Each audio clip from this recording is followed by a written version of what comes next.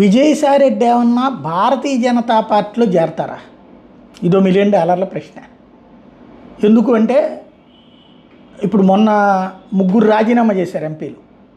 Mopidevi Venkataramana, బేదమస్తానరావు, BC సంఘాల Krishnaiah.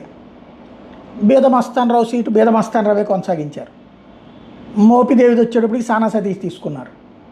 Krishnaiah seat Bharatiya Janata party మళ్ళీ continue అయ్యారు.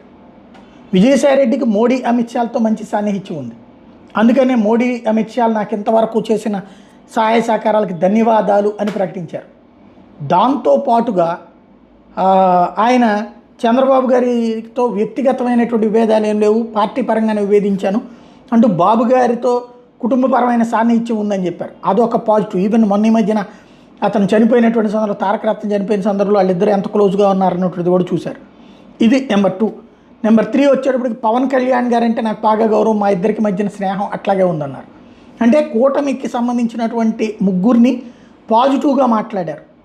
కాబట్టి ఇప్పుడు భారతీయ జనతా పార్టీకి రాజ్యసభ సభ్యులు కావాలి కాబట్టి వైఎస్ఆర్ కాంగ్రెస్ పార్టీ వాళ్ళు రాజీనామా చేసి భారతీయ జనతా పార్టీ తరఫున ఇప్పుడు బీసీ కృష్ణయ్య అట్లాగే బీజేపీ రాజ్యసభ సభ్యుడారు. అట్లాగా అవుతారా?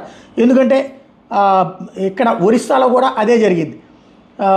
బీజూ జనతాదళకి సంబంధించినటువంటి వాళ్ళు రాజీనామా చేయడం, మళ్ళీ అక్కడ జరిగేటువంటి ఎన్నికల్లో వాళ్ళకే రావడం అన్నటువంటిది జరుగుతోంది. ఇప్పుడు ఏం జరుగుతుందో చూడాలి.